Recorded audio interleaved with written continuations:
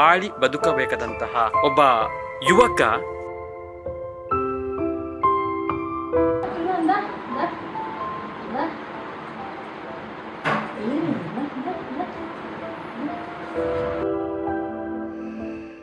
ಪ್ರಪಂಚದ ಜ್ಞಾನವೇ ಇಲ್ಲದಂತೆ ಮಲಗಿರುವ ಜೀವ. ಯಾರು ಮಾತಾಡಿಸಿದ್ರೂ ಮಾತಾಡೋಕೆ ಆಗಲ್ಲ, ಮುಖ ನೋಡಿ ನಗೋಕ್ಕೂ ಆಗಲ್ಲ. ರಾತ್ರಿಯಾಗ್ಲಿ ಹಗಲಾಗ್ಲಿ ಮಲಗಿಕೊಂಡಿರೋದೇ ಸದ್ಯದ ಇವರ ಪರಿಸ್ಥಿತಿ. ಇಷ್ಟಕ್ಕೂ ಇವರು ಯಾರು ಗೊತ್ತಾ? ವೀಕ್ಷಕರೇ ನಮಸ್ಕಾರ, ನಾನು ಅಂಜನ್ ಕೆ ಕುಂದರ್. ನಾವಿವತ್ತು ಕುಂದಾಪುರದ ಕೋಟೇಶ್ವರದಲ್ಲಿ ಇದ್ದೇವೆ. ಒಂದು ಸ್ಟೋರಿಯನ್ನು ನಾನು ನಿಮ್ಮ ಮುಂದೆ ಇಡೋದಕ್ಕೆ ಇಷ್ಟಪಡ್ತೇನೆ. ಬಾಳಿ ಬದುಕಬೇಕಾದಂತಹ ಒಬ್ಬ ಯುವಕ ಒಂದೇ ಒಂದು ಅಪಘಾತದಿಂದ ಜೀವದ ಬಲವನ್ನೇ ಕಳ್ಕೊಳ್ತಾನೆ. ಕುಟುಂಬಕ್ಕೆ ಆತ ಆಸರೆ ಆಗಬೇಕಾಗಿತ್ತು. ಇಂದು ಆ ಆಸರೆಯೇ ಸಹಾಯದ ನಿರೀಕ್ಷೆಯಲ್ಲಿ ಕೂಡ ಇರುವಂತಹದ್ದು. ಆದರೆ ಆ ವ್ಯಕ್ತಿ ಯಾರು, ಏನು, ಇವೆಲ್ಲ ವಿಚಾರಗಳನ್ನ ನಿಮ್ಮ ಮುಂದೆ ತೆರೆದಿಡುವಂತಹ ಪ್ರಯತ್ನವನ್ನ ಮಾಡ್ಕೊಂಡು ಹೋಗ್ತೇನೆ. ಬನ್ನಿ. ಸಂಗಮ್ ಪ್ರದೀಪ್ ಒಂದು ಸಮಯದಲ್ಲಿ ಹಿಂದುತ್ವಕ್ಕಾಗಿ ಬದುಕು ಸವೆಸಿದವರು. ತನ್ನ 18ನೇ ವರ್ಷ ವಯಸ್ಸಿನಲ್ಲಿ ಭಜರಂಗ ದಳಕ್ಕೆ ಸೇರಿಕೊಂಡು ಹಿಂದುತ್ವವನ್ನೇ ಜೀವಿಸಿದವರು. ಆ ಸಮಯದಲ್ಲಿ ಅವರು ಹೀಗಿದ್ರು. ಹಿಂದುತ್ವದೊಳಗೆ ಇವರನ್ನ ಹುಲಿ ಅಂತಾನೆ ಗುರುತಿಸ್ತಿದ್ರಂತೆ. ಹಿಂದುತ್ವಕ್ಕಾಗಿ ಅವರು ಮೀಸಲಿರಿಸಿದ ಸಮಯದಿಂದ ಅವರ ಧರ್ಮನಿಷ್ಠೆಯಿಂದ ನಾಯಕನಾಗಿ ಗುರುತಿಸಿಕೊಂಡಿದ್ರು. ಅವರಿಗಿದ್ದ ಸಾಮರ್ಥ್ಯದಿಂದ ರಾಜಕೀಯ ನಾಯಕರ ಜೊತೆ, ಹಿರಿಯ ಮುಖಂಡರ ಜೊತೆ ಆಪ್ತ ಸಂಬಂಧ ಹೊಂದಿದ್ರು. ಎಲ್ಲವೂ ಚೆನ್ನಾಗಿದ್ದ ಸಮಯ. ಆದರೆ ಆ ಒಂದು ದಿನ ನಡೆದ ಅಪಘಾತ ಸಂಗಮ್ ಪ್ರದೀಪ್ ಅವರ ಜೀವನ ಉತ್ಸಾಹವನ್ನೇ ಮರೆಮಾಚಿತು. ನಿಧಾನವಾಗಿ ಆವರಿಸಿದ ಆರೋಗ್ಯದ ಸಮಸ್ಯೆ ಈಗ ಅವರ ಬದುಕನ್ನ ನಿಂತ ನೀರಾಗಿಸಿದೆ. ನಾವಿವಾಗ ಪ್ರದೀಪ್ ಅವರ ತಾಯಿಯ ಹತ್ರ ಇದ್ದಾವೆ, ಮಗನ ಜೊತೆ ಕುಳಿತುಕೊಂಡಿದ್ದಾರೆ. ಅವರನ್ನ ಮಾತನಾಡಿಸ್ತಾ ಹೋಗೋಣ. ಅಮ್ಮ, ನಿಮ್ಮ ಹೆಸರು? ಗುಲಾಬಿ. ಈಗ ಪ್ರದೀಪ್ ಅವರು ಈ ಸ್ಥಿತಿಯಲ್ಲಿದ್ದಾರೆ. ಏನಾಯ್ತಮ್ಮ ಅವತ್ತು? ಏನಾಯ್ತು? ಯಾಕೆ ಹೀಗಾಯ್ತು? ದಿವಸ ರಾತ್ರಿ ಬರುವತ್ತಿಗೆ ಅಲ್ಲಿ ಕುಂದಾಪುರದಲ್ಲಿ ಮನೆಗೆ ಬರುವತ್ತಿಗೆ ಒಂದು ಗಾಡಿ ಸ್ಪೀಡ್ ಬರ್ತಿದ್ದಂದ್ರೆ ಒಂದು ಹಂಪು ತಾಗಿ ಬಿದ್ದಿದ. ಬಿದ್ದನು ಯಾರ ಎಲ್ಲಿಗೆ ಹೋಗೋರು ಅವರು? ಮನೆಗೆ ಬರೋದು. ಬರೋತ್ತಿಗೆ ಬಿದ್ದಂತೆ. ಬಿದ್ದನಿಗೆ ಅಲ್ಲಿ ಹಾಸ್ಪಿಟ್ಲ್ ಕರ್ಕೊಂಡು ಹೋಗಿ ಹುಡುಗರೆಲ್ಲ ಹಾಕ್ರು. ಹಾಕಿ ಮರು ದಿವಸ ಸಾಯಂಕಾಲನೇ ಬಂದಿದ. ಬಂದನು ಕೈ ಕಾಲಿಗೆ ಒಂಚೂರು ಚೂರು ಪೆಟ್ಟಿಗಿತ್ತು, ಮತ್ತೆಂತ ಆಗಲಿಲ್ಲ. ತನಕ ಒಂದೂವರೆ ವರ್ಷ ಆಗೋತ್ತಿಗೆ ಕನ್ಫ್ಯೂಸ್ ಮಾಡ್ತಾ ಎಲ್ಲ ಸ್ನಾನ ಮಾಡೋದು 3 ಸಾರಿ 4 ಸಾರಿ, ಊಟ ಮಾಡಲಿಲ್ಲ, ಮರ್ತು ಹೋಗುದು, ಪೂರ ಮರ್ತು ಹೋಗೋದು, ಮೊಬೈಲ್ ಬಿಟ್ಟು ಬರೋದು, ಗಾಡಿ ಬಿಟ್ಟು ಬರೋದು, ಹೀಗೆಲ್ಲ ಮಾಡ್ತಿದ್ದೆ. ನಾನು ತಗೊಂಡು ಹೋಗ್ಲಿಲ್ಲ ಅಂದ್ರೆ ನಮ್ಮ ಹತ್ರ ವಾದ ಮಾಡ್ದ. ಹಾಗೆ ಕಡೆ ನಾವು ಒಂದು ಮಾನಸಿಕ ಹಾಸ್ಪಿಟ್ಲ್ ಕರ್ಕೊಂಡೋಯ್ತು.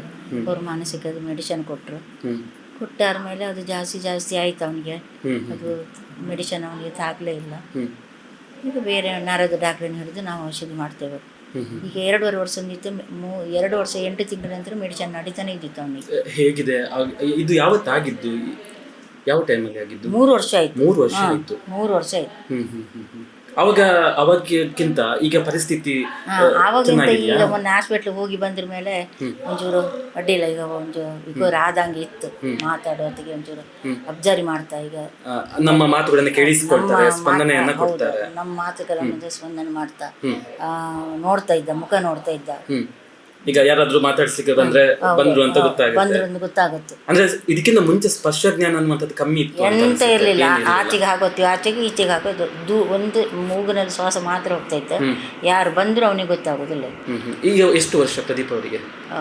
45. ಮಗನ್ ಬಿಟ್ಟು ಹಾಕೋಕ್ಕಾಗುತ್ತಾ? ಮಗನ್ ನೋಡ್ಲೇಬೇಕಲ್ಲ. ನಮ್ಗೂ ಏನಾರು ಸಿಕ್ಕತ್ತು. ನಂಗು ನನ್ನ ಮಗ ಏನಾರು ಹೆಚ್ಚು ಕಮ್ಮಿ ಆದ್ರೆ ಮಗ ಸಿಕ್ತನಾ? ಹೌದು. ಅದಕ್ಕೋಸ್ಕರ ನಾವು ಅವನ ಸೇವೆ ಮಾಡ್ತಾ ಇದ್ದೆ. ಈಗ ಇಂಥ ಟೈಮ್ನಲ್ಲಿ ಅವ್ರ ಸಂಘಟನೆಯಲ್ಲಿ ಕೂಡ ಇದ್ರು, ಬಿಜೆಪಿ ಇದ್ರು, ಸಂಘಟನೆಯಲ್ಲಿ 18 ವರ್ಷ ಸೇರಿದ. ಹೌದು, 18 ವರ್ಷಕ್ಕೆ ಸೇರಿದ. ಅವನಿಗೆ 18 ವರ್ಷ ಆಗೋತ್ತಿಗೆ ಬಿಜೆಪಿ ಸೇರಿದ. ನಾನು ಹೋಗ್ಬೇಡ ಮಗ, ನಿನ್ನ ಲೈಫ್ ಸೆಟ್ಲ್ ಆಗ, ನೀನ್ ಅದಕ್ಕೆಲ್ಲ ಹೋಗ್ಬೇಡ, ನಮ್ಮ ಮುಂದೆ ಯಾರು ಇರುವುದಿಲ್ಲ, ನಿನ್ನಷ್ಟಿಗೆ ನೀನ್ ಇರು, ನಿನ್ ಲೈಫ್ ಸೆಟ್ಲ್ ಮಾಡ್ಕೊ ಅಂತ ಹೇಳ್ರೆ ನಾ ಮಾಡ್ಕೊಂತ, ನೀನ್ ಸುಮ್ಮನೆ ಇರೀಗ, ನಂಗೆ ಜನರು ಬೇಕಂತ. ಜನರು ಬೇಕು ನನಗೆ. ಓಕೆ. ಈಗ ಇವರಿಗೆ ತುಂಬಾ ಕಾಂಟ್ಯಾಕ್ಟ್ ಎಲ್ಲ ಇದೆ, ಅಂದ್ರೆ ದೊಡ್ಡ ದೊಡ್ಡ ಪರ್ಸನ್ಸ್ ಎಲ್ಲ ಇದ್ದಾರೆ. ಈಗ MLA-ಗಳು ಎಲ್ಲರೂ ಇದ್ದೀರಿ. ಎಲ್ಲರಿಗೂ ಕೈಗೆ ಬೋಗಲ್ ಮೇಲೆ ಹಾಕಿ ತಿರುಗಿದೆ MLA. ಅಷ್ಟು ಒಳ್ಳೆ ರೀತಿಗೆ ಇದ್ದಿದೆ. ಈಗ ಎಷ್ಟು ಇದುವರೆಗೆ ಎಷ್ಟು ಖರ್ಚಾಗಿರ್ಬೋದಮ್ಮ ಇವರ ಚಿಕಿತ್ಸೆಗಾಗಿ?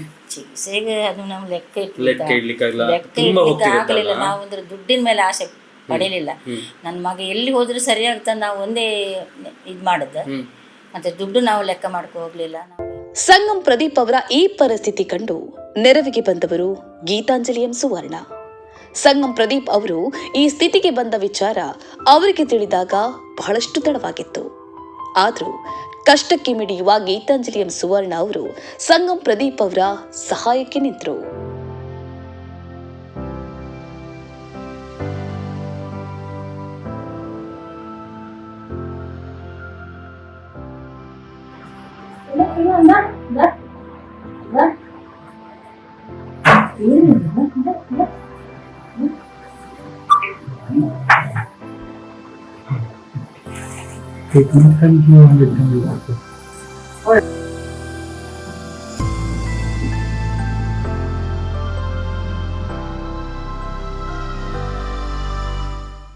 ನಮ್ಮ ಜೊತೆಗೆ ಉಡುಪಿ ಜಿಲ್ಲೆಯ ಬಿಜೆಪಿಯ ಪ್ರಮುಖರಾಗಿರುವಂತಹ ಗೀತಾಂಜಲಿ ಸುವರ್ಣ ಮೇಡಮ್ ಇದ್ದಾರೆ. ಈಗ ಏನಾಯ್ತು, ಇಷ್ಟವರೆಗೆ ಏನು ಬೆಳವಣಿಗೆಗಳಾಯಿತು, ಇದ್ರ ಬಗ್ಗೆ ಏನು ಹೇಳ್ತೀರಿ?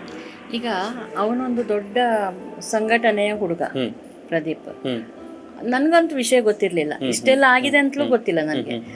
3 ವರ್ಷ ಆಯ್ತು ಅಂತ ಹೌದು, ಆದ್ರೆ ಇದು ಪ್ರಚಾರಕ್ಕೆ ಬರ್ಲಿಲ್ಲ. ಅವನೊಟ್ಟಿಗೆ ಅವನ ಜೊತೆಯಲ್ಲಿ ಹೋಗಿ ಬೆಳೆದವ್ರು ಅಂತ ಹೇಳ್ತಾರೆ. ಇವನೇ ಹೇಳ್ತಿದ್ದಂತೆ ನಮ್ ಕುಂದಾಪುರದ ವಾಜಪೇಯಿ ಅವರು ಅಂತ, ಅಷ್ಟು ಅವರೊಟ್ಟಿಗೆ ಒಡನಾಟ ಇತ್ತು. ನಂತರ ಎಲ್ಲರ ಇಲೆಕ್ಷನ್ಗಂತೆ ಅಷ್ಟು ದುಡಿತಿದ್ದ ಅಂತೆ. ಒಂದು ಹುಲಿ ತರನೇ. ಇವನ ಹೆಸರು ಹೇಳಿದ್ರೆ ಹೌದು, ಇವನ ಹೆಸರು ಹೇಳಿದ್ರೆ ಎಲ್ಲರೂ ಹೆದರ್ತಿದ್ರಂತೆ. ಹೌದು, ಹೌದು. ನಾನು ಮೊನ್ನೆ 15 ದಿವಸಕ್ಕೆ ಮುಂಚೆ ನನ್ ವಿಷಯ ಗೊತ್ತಾಯ್ತು ಮಗ.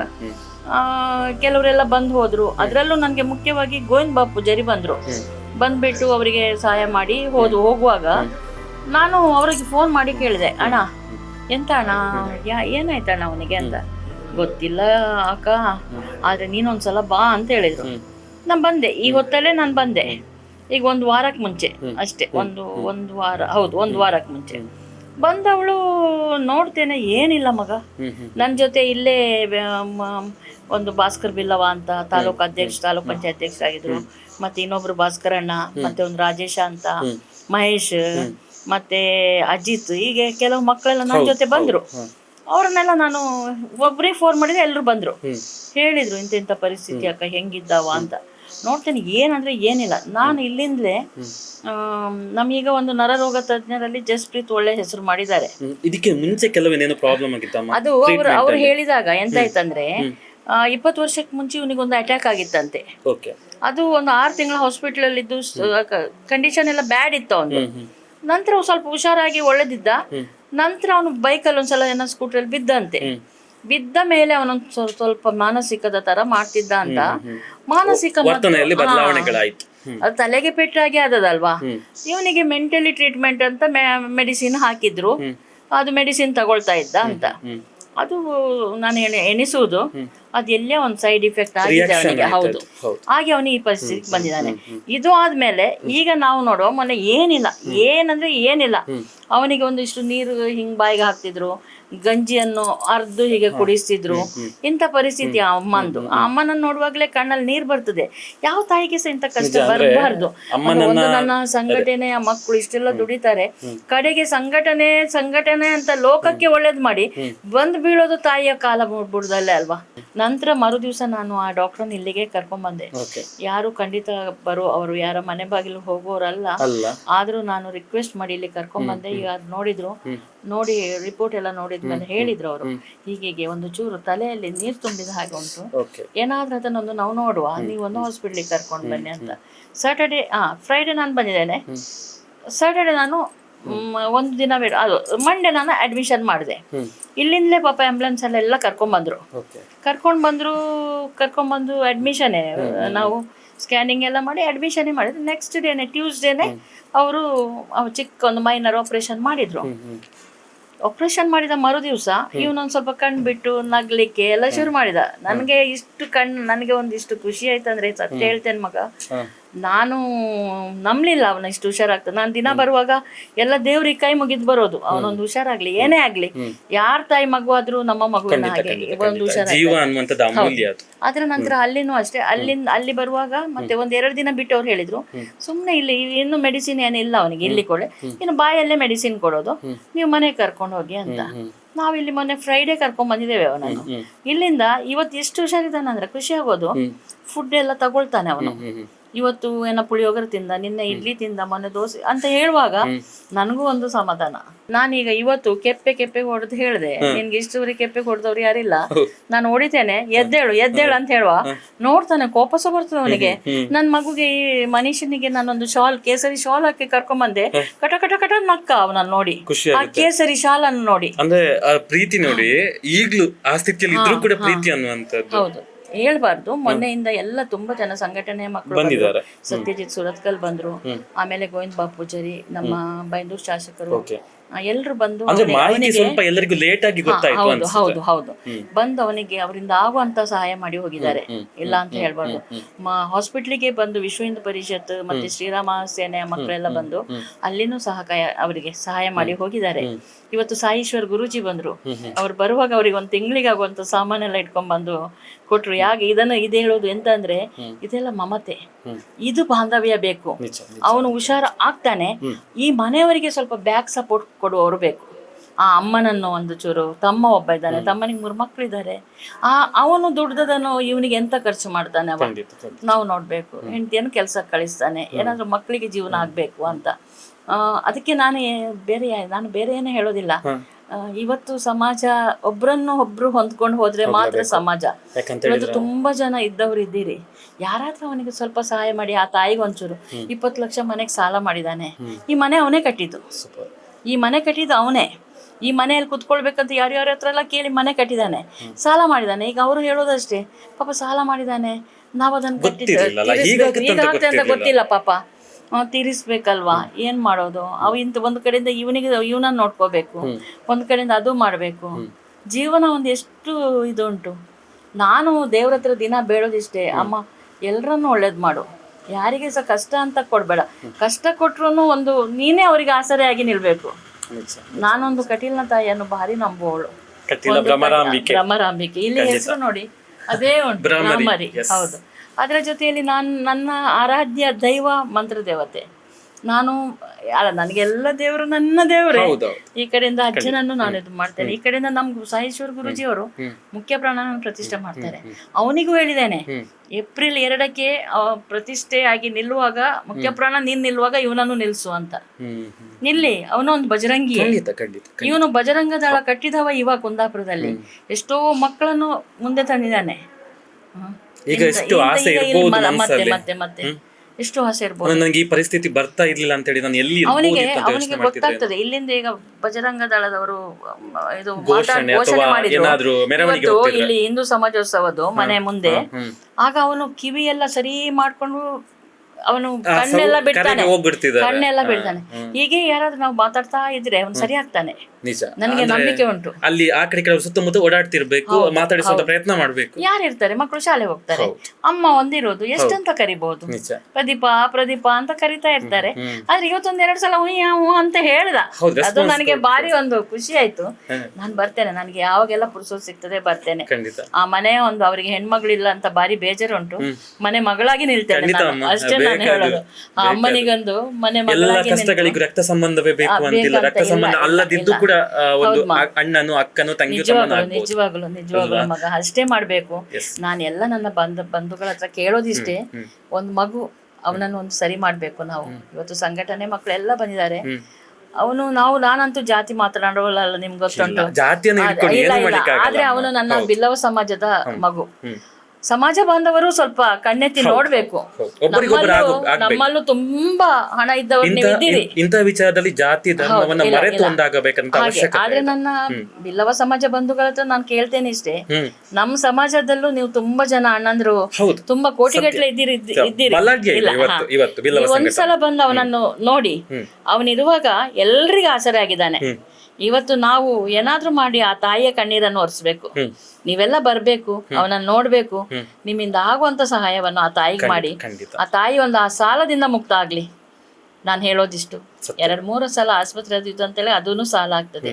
ಆ ಸಾಲದಿಂದ ಮುಕ್ತ ಆಗುವಂತ ಕೆಲಸವನ್ನು ಎಲ್ಲರೂ ಸೇರಿ ಮಾಡುವ ಅಂತ ನಾನು ನನ್ನ ಎಲ್ಲ ಬಂಧುಗಳ ಹತ್ರ ನಾನು ಕೇಳ್ತೇನೆ. ಖಂಡಿತ ಅಮ್ಮ, ಕಾರ್ಯಕ್ರಮ ಯಾರಾದ್ರು ನೋಡ್ತಾ ಇದ್ರೆ ರೆಸ್ಪಾನ್ಸ್ ಮಾಡ್ಲೇಬೇಕು. ಅಂಡ್ ಒಬ್ಬ ಯುವಕನನ್ನ ಖಂಡಿತ ಒಂದೊಳ್ಳೆ ಪ್ರಜೆಯನ್ನು ನಾವು ಸಮಾಜ ಕೊಟ್ಟಂಗ ಆಗುತ್ತೆ. ಸೊ ಆ ಮನಸ್ಸನ್ನ ಎಲ್ಲರೂ ಕೂಡ ಮಾಡಿ ಅನ್ನುವಂತ ಮಾತನ್ನ ಹೇಳಿಕ್ಕೆ ಇಷ್ಟಪಡ್ತೀವಿ. ಖಂಡಿತ ಅಲ್ವಾ? ಖಂಡಿತ ಖಂಡಿತ ಖಂಡಿತ. ಇವತ್ತು ನನ್ನ ಹಿಂದೆ ಎಲ್ಲ ಕಡೆ ನೀವು ನೋಡಿ ಯುವಕರು ಬರ್ತಾರೆ, ನನ್ನೊಟ್ಟಿಗೆ ಇರ್ತಾರೆ. ನಿಜವಾಗ್ಲು ನಾನು ಅವ್ರಿಗೆ ಹೇಳ್ತೇನೆ, ಮಗ ನಿಮ್ಮ ಕಾಲ ಬುಡ ಗಟ್ಟಿ ಮಾಡ್ಕೊಳ್ಳಿ, ನಿಮ್ಮ ಮನೆ ಪರಿಸ್ಥಿತಿ ನೋಡ್ಕೊಳ್ಳಿ. ಅಲ್ಲಿ ಅಮ್ಮ ಅಳ್ತಾ ಇದ್ರೆ ಅವಳಿಗೊಂದ್ 4 ಸೇರು ಅಕ್ಕಿ ಕೊಂಡೋಗಿ ಫಸ್ಟ್ ಹಾಕಿ, ಮತ್ತೆ ಸಮಾಜ, ಮತ್ತೆ ಸಂಘಟನೆ ಇದನ್ ಮಾಡುವ.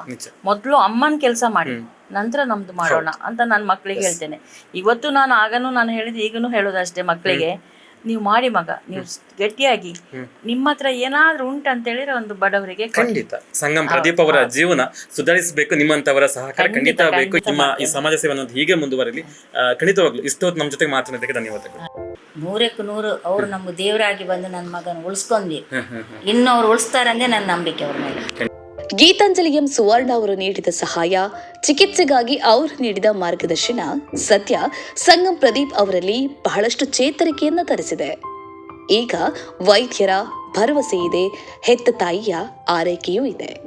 ಆದರೆ ಈಗ ಅವರಿಗೆ ಬೇಕಾಗಿರುವುದು ಚಿಕಿತ್ಸೆಗೆ ಆರ್ಥಿಕ ನೆರವು. ತನ್ನ 18ನೇ ವರ್ಷ ವಯಸ್ಸಿನಿಂದ ಹಿಂದುತ್ವಕ್ಕಾಗಿ ಮಿಡಿದ ಜೀವದ ಜೊತೆಗೆ ಈಗ ದಾನಿಗಳು ನಿಲ್ಲಬೇಕಿದೆ. ಸಂಗಮ್ ಪ್ರದೀಪ್ ಮತ್ತೆ ನಡೆದಾಡಬೇಕು, ಮತ್ತೆ ಹೊಸ ಬದುಕನ್ನ ಅನುಭವಿಸಬೇಕು. ಮರೆಯಾಗಿರೋ ಮಾತು, ನಗು ಮತ್ತೆ ಕಾಣುವಂತಾಗಬೇಕು. ನೀವು ನೀಡುವ ಆರ್ಥಿಕ ನೆರವಿನಿಂದ ಇವೆಲ್ಲವೂ ಆಗೋದಿಕ್ಕೆ ಸಾಧ್ಯ ಇದೆ. ಹಾಗಾಗಿ ಇಲ್ಲಿ ಕಾಣುವ ಖಾತೆ ಸಂಖ್ಯೆಗೆ ನಿಮ್ಮಿಂದಾಗುವಷ್ಟು ಆರ್ಥಿಕ ನೆರವು ನೀಡಬಹುದು.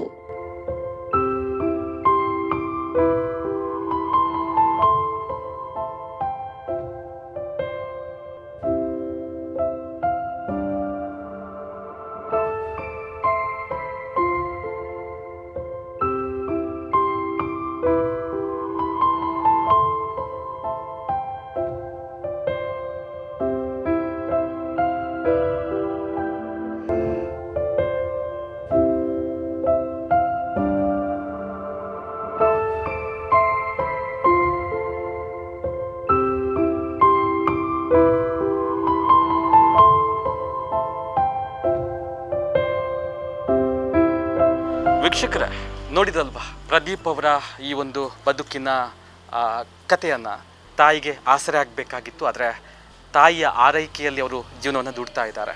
ಅಂದರೆ ಏಳಲಿಕ್ಕೂ ಆಗದ, ಕೂತ್ಕೊಳ್ಳಿಕ್ಕೂ ಆಗದಂಥ ಪರಿಸ್ಥಿತಿಯಲ್ಲಿ ಪ್ರದೀಪ್ ಅವರು ಇರುವಂಥದ್ದು. ಅಂದರೆ ಹಿಂದೂ ಸಂಘಟನೆಗಳ ಜೊತೆಗೆ ಉತ್ತಮ ಬಾಂಧವ್ಯ ಇತ್ತು.